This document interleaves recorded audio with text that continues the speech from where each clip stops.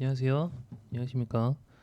현재 시간은 이제 3시 31분으로 장이 끝났고 오늘 매매 복귀를 해 보겠습니다. 그리고 좀 너무 제가 좀 복귀 위주로만 하는 것 같아가지고, 그러니까 그냥 여기서 샀고 여기서 팔았다 이런 얘기만 너무 하는 것 같아서 조금 오늘은 그 제가 매매할 때 좀 유심히 보는 것들 이런 거에 대해서 조금 같이 관점을 얘기를 한번 해보면서 설명을 한번 해보겠습니다. 그래서 영상이 조금 길어질 수도 있는데 그냥 뭐 어디까지나 저 그냥 제 허접한 제 의견이니까 그냥 재미로 들어주시면 될 것 같아요. 우선은 그래도 복귀를 좀 빠르게 해보겠습니다. 종배를 많이 했어요.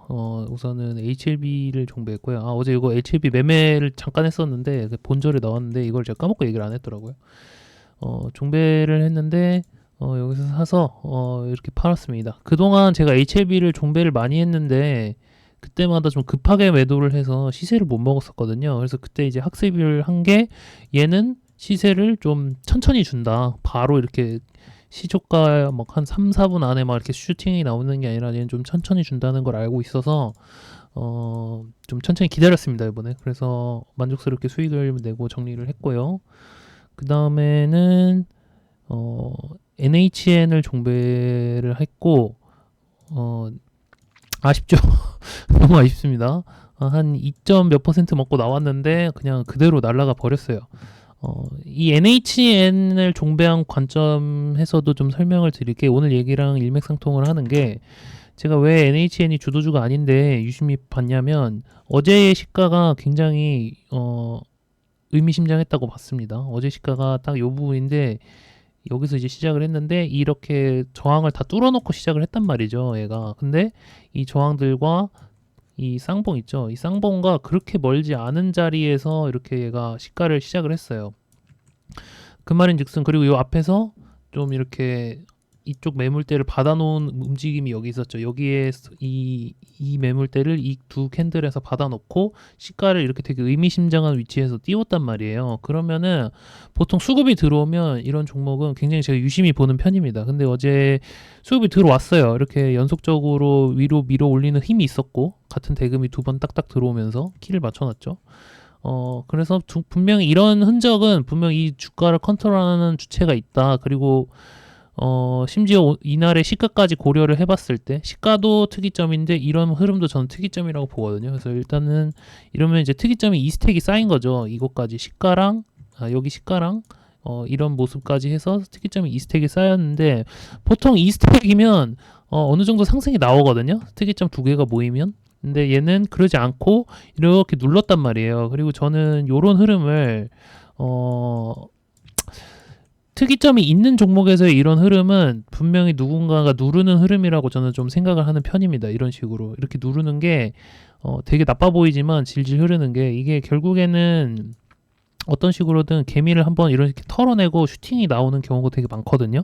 그래서 이거를 저는 일종의 매집의 패턴이라고 보는 편인데 이거는 왜 그런지 모르겠어요. 그냥 제가 매매를 하면서 경험상 쌓였던 게 경험적으로 약간 귀노법적으로 터득한 그냥 거라서 이유는 모르지만 일단 이거를 전 매집의 한 패턴으로 봅니다. 그냥 아무 종목 말고 이렇게 특이점이 특이점이 2스택 이상 있는 종목, 특이점이 두 가지 이상 있는 종목에서 그래서 이제 종배를 들어갔죠. 얘가 이렇게 밑으로 내려갔다가 심지어 여기가 전고 라인인데 전고 라인을 한번 이렇게 깼다가 다시 올려줬어요. 그래서 이것도 어떻게 보면 특이점이라면 특이점이죠. 왜냐하면 이게 만약에 이런 식으로 그냥 질질 흐르는 게 아무도 받아주는 사람 없고 아무도 올려주는 주체가 없어서 그냥 자연스럽게 개미들끼리 사고팔고 싸우게 냅뒀더니 나오는 흐름일 수도 있잖아요. 이런 거는 왜냐면 이렇게 추세를 탄다는 거는 그냥 어떤 개입도 없는 상태라는 거니까 그 개입이 그래서 개입이 없으면은 사실 이런 정보를 딱 깼을 때 오히려 투매가 좀 더 나와야 되거든요. 그게 이제 좀 더 자연스러운 현상이란 말이죠. 아무런 힘도 이 주가에 관여를 하지 않고 있다고 가정을 했을 때에는. 하지만 정보를 깼는데 그거를 다시 회복을 해줬다는 것 자체가 누군가 있다는 소리고 이것도 어떻게 보면 특이점이라고 봐서 특이점 한 3개 정도 모이면 저는 보통 종배를 합니다. 그래서 이제 여기서 종배를 한 거고, 이날 못 갔기 때문에, 이날 이렇게 갈만 했는데 못 갔기 때문에 좀 이런 상승이 나올 법도 하다라고 기대는 했지만, 어쨌든 저는 이런 상승이 나올 거니까 이걸 다 먹을 거야 라고 접근하진 않습니다. 이렇게 큰 상승이 나올 가능성이 크니까 그 안에서 내가 2, 3% 끊어 먹을 수 있는 구간이 나오겠지. 그냥 좀 이렇게 생각하는 편이거든요. 그래서 이제 여기쯤을 이제 목표가로 잡고 이제 정리를 했던 거고, 이거는 이제 데이로 접근을 했는데 조금 안일해 보였습니다. 이게 어쨌든 이날 갔어야 할 상승을 오늘 하는 거니까 이날 조정을 주고 가는 거니까 더 크게 가지 않을까라고 전 좀 생각을 했었는데 여기서 어쨌든 이 테무 관련주잖아요. 이 테마가 그렇게 메인이 아니고 또 여기서의 호가 흐름도 약간은 불안불안해서 그냥 빠르게 정리를 하고 나왔습니다. 그래서 그런 관점으로 종배를 했고요. 그 다음에 파워로직스도 종배를 했습니다. 파워로직스도 여기서 사서 여기서 팔았고요. 이거는 사실 여기 시가를 깨면은 팔까 더 시세가 나오지 않을까라고 전 생각을 했거든요. 근데 여기서 흐름이 별로 안 좋아서 그냥 던졌고 한 5%, 6% 정도에 6%네요. 6% 정도에 나왔습니다. 파워로직스를 종배한 관점은요. LS 에코에너지를 참고했습니다. LS 에코에너지를 보시면 굉장히 흡사해요. LS 에코에너지와 파워로직스가 딱 요 차트, 이 차트 맞나? 네, 딱 요 차트라고 봤어요. 어제의 파워로직스가 이 위치 이렇게 앞에서 연상으로 크게 들어올리고 조정 주고 정고 라인 근처 왔는데 갑자기 개파락하는 그림. 이거를 파워로직스가 똑같은 그림이라고 봤거든요. 왜냐면 똑같죠. 굉장히 비슷합니다. 그리고 LS 에코에너지도 사실은 앞에서 그렇게 들어올린 구간은 초전조체로 갔었던 애고, 그러니까 같은 세력일 확률이 높다라고 봤고요. 그래서 여기서 이제 종배를 해서 오늘 아침에 정리를 한 건데, 그래서 신성 델타테크를 계속 결국엔 신성도 더 가지 않을까라고 보는 관점도 있습니다. 왜냐면 LS 에코에너지도 이런 흐름을 만들어 놓고 고점을 넘겼잖아요. 그럼 파워로직스도 그럴 확률이 높다는 거고, 파워로직스가 여기를 넘기려면 신성은 더 가야겠죠. 그래서 그런 관점으로 일단은 보고 있는데, 뭐 주식이 그냥 그림 똑같고 모양 비슷하다고 무조건 가는 건 아니기 때문에 일단은 뭐 그런 관점으로 보기는 보되 흐름에 따라서 이제 판단을 하자, 좀 이런 식으로 이제 지금 초전도체 테마를 제가 바라보고 있습니다.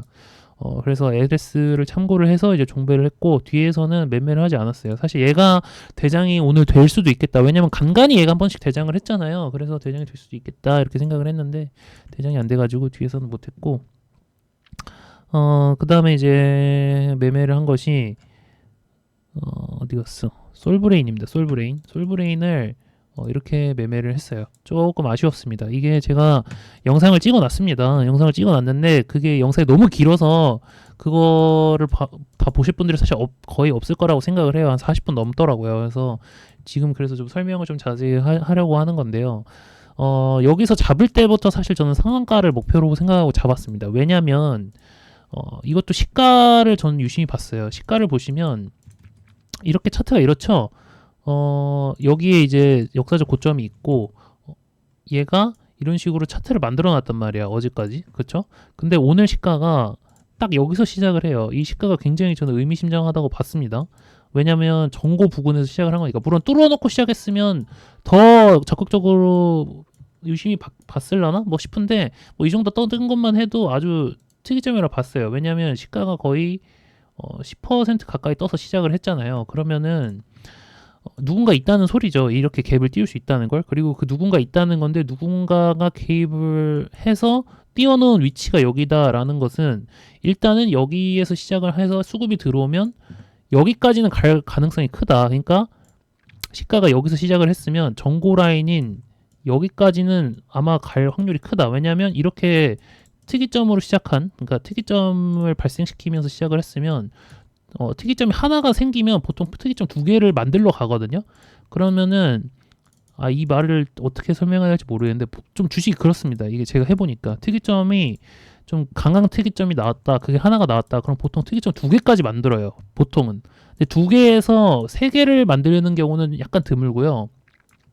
특이점 하나가 굉장히 고무적인 특이점이다. 첫 번째 특이점이. 그럼 두 번째 특이점을 찍으러 가는데 이 주식이 두 번째 여기서 만약에 시가를 시작을 했으면 두 번째 특이점을 찍으려면 어떻게 돼야 될까? 이렇게 저는 생각을 한다는 거죠. 뭐를 얘가 무슨 행위를 해야 두 번째 특이점이 생기는 걸까라고 봤을 때 저는 이제 이 전고를 찍으러 가면 두 번째 특이점이 생기는 거라고 봤습니다. 그래서 그렇게 기대를 하고 보고 있었는데 이미 전고를 장 초반에 찍어버렸어요, 얘가. 그래서 제가 여기서는 이제 나올 특이점이 다 나왔다 해서 앞에서는 굳이 매매를 안 한 겁니다. 근데 이렇게 조정을 주고 주가를 죽이지 않고 유지를 해주다가 여기를 돌파를 해버렸단 말이에요. 여기를. 그러니까 전고 라인을 여기서 한번 찍었는데 특이점 두 개 완성시키고 끝날 주식이었으면 여기서 이제 주가가 죽어버렸겠죠. 근데 여기서 이제 들어 올렸다는 거는 이거 자체가 이제 세 번째 특이점이 발생을 한 거고, 그럼 이 세 번째 특이점의 피날레는 어디가 돼야 될까? 어디를 찍으러 가려고 얘가 여기를 넘겼을까? 이렇게 생각을 했는데, 그런데 위로는 매물이 없으니 그러면 상한가밖에 갈 곳이 없구나라고 생각을 해서 사실 여기서 잡으면서 그 실시간 영상을 보셔도 아시겠지만 상한가에 대해서 좀 염두를 해놓고 잡습니다. 근데 이제 여기서 빠르게 좀 정리를 한 거는 흐름이 별로 좋지가 않았어요. 이렇게 돌파가 나오는 척 하다가 갑자기 미끄러졌고, 이때 신성 델타테크가 힘을 주고 있었기 때문에 그거에 영향을 받을 수도 있겠다 싶어서 일단은 안전하게 나온 겁니다. 그리고 다시 돌파가 나왔을 때 이제부터는 이건 이제 어쩔 수 없다고 봤어요. 신성이 뭐 힘을 주던 말던 얘는 갈 길을 가야 하는 상황이 되었다라고 봐서 이제 빠르게 잡아 들어갔고 상한가 부근에서 이제 분할 매도를 한 겁니다. 이 솔브레인에 대한 관점이 좀 이해가 되셨으면 좋겠어요. 일단은 무조건 이런 게 있는 게 좋죠. 이게 이제 어느 정도 이 전고 캔들에 대한 전고 이 위치에 대한 매물을 한번 받아놓은 캔들이라고 볼 수 있는 거고. 근데 왜 이걸 한번 받아놓은 캔들이라고 볼 수 있느냐? 오늘 시가를 여기서 시작을 했으니까요. 이렇게 좀 의미 있는 자리에서 시작을 했으니까 얘네가 이런 흐름을 만들어 놓은 게, 그러니까 이렇게 흐름을 만들어 놓은 게 전고 물량을 한번 받으려고 했던 거구나가 이 시가를 통해서 얘네가 의미를 갖게 된다고 봅니다. 저는 보통 이렇게 보거든요, 주식을. 딱 여기까지만 봤을 때는 저는 몰라요. 제가 아직은 그 정도는 저는 그런 고수가 아니기 때문에 이렇게 봤을 땐 이게 죽어버릴지 뭐 어떻게 될지 저는 모릅니다. 이게 전고 여기 받아놓으려고 한 거네 이렇게 생각을 못해요. 저는 예상을 할 수가 없다고 보고요. 다만 이렇게 시가를 시작을 해버리면 여기서 시작을 해버리면 얘네가 앞에 물량을 한번 받아준 애들이구나 이렇게 시작한다는 겁니다. 만약에 시가가 이런 데서 이런 데 위에서 시작을 했어도 전 좀 좋게 봤을 거예요. 어제의 고점 위에서. 그래서 일단은 그렇게 시가를 받고 시가가 특이점인데 수급이 들어왔고 수급이 들어온 것도 일종의 특이점이라고 볼 수 있죠. 그래서 하여튼 이런 것들을 좀 스택을 쌓아서 좀 기준치에 이제 조건값에 해당한다고 보면은 조건값을 충족한다고 판단이 됐을 때 이제 매매를 한다. 뭐 이런 얘기입니다. 그 다음에 신성 델타테크를 했는데 얘가 좀 짜증나게 했습니다. 저를 일단 이런 식으로 매매를 했어요. 신성을 매매한 이유는요. 우선은 얘도 똑같습니다. 얘도 똑같아요. 어제 이렇게 개파락을 시켰죠. 그리고 방금 앞서 파워로직스에서 설명했듯이 파워로직스가 고점을 넘겨야 할 가능성, 고점을 넘길 가능성이 꽤 높은 상태다라는 걸 알았고, 그럼 파워로직스가 가면 대장의 신성은 당연히 가는 거니까 라고 생각을 하고 일단은 바라봤죠. 근데 얘도 시가가 굉장히 좋았습니다. 시가를 보시면 갭을 띄워서 시작을 했는데 4%가량, 5%가량 이 전고점 부근에서 시작을 한단 말이죠. 그리고 밑꼬리로 한번 그 갭을 받아놓고 지금 다시 올린 상황인데 이거 자체를 되게 유심히 봤어요. 그리고 차트가 오늘의 차트가 저는 이날과 똑같다고 봤습니다. 이렇게 갭을 이렇게 세게 하락을 줬다가 딱딱 올라가면서 전고를 회복하고 한 전고에서 이제 4% 정도 갔거든요. 전고보다 4% 정도 더. 얘가 이 상황이나 오늘 상황이나 저는 크게 다르지 않다고 봤고요. 그래서 사실 오늘 목표가를 이 전고를 넘어서 한 4% 정도 가는 위치. 그래서 한 23% 구간, 한 2.14만 원대를 제가 이제 목표가로 봤었어요. 그래서 이제 이 부분에서 이제 정리를 해 나간 거고, 그런 특이점이 있으니까 얘가 그리고 그동안은 이렇게 앞에서 보시면 이렇게 파동을 재차 뽑지를 않아요. 이렇게 뽑고 죽고 여기서도 뽑고 죽고 이랬는데 여기서는 한번 뽑고 한 번 더 뽑았단 말이죠. 그리고 VI를 트라이하러 가길래 이러면 VI까지 가겠구나라고 생각을 해서 잡은 건데 급격하게 미끄러지니까 일단 손절을 한 거고, 여기서도 이제 다시 VI 부근으로 올라오길래 그러면 이거는 진짜 이제 파동이 이렇게 생겼잖아요. 이러면 좀 더 확실해졌다 싶어서 다시 들어갔으나 부에 또 우부치기를 이제 손절을 한 겁니다. 이제 여기서 이제 툭툭 건드려보는 느낌으로 물론 소량 잡긴 했지만 어쨌든 손절이 나가니까 약간 손실이 쌓이긴 했어요.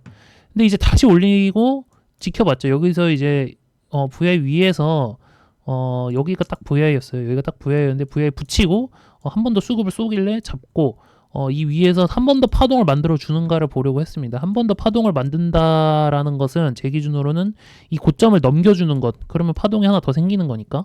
그래서 눌림을 굳이 잡진 않고 왜 또 죽어버릴 수 있잖아요. 그래서 안 잡고 여기서 잡고 이제 버티다가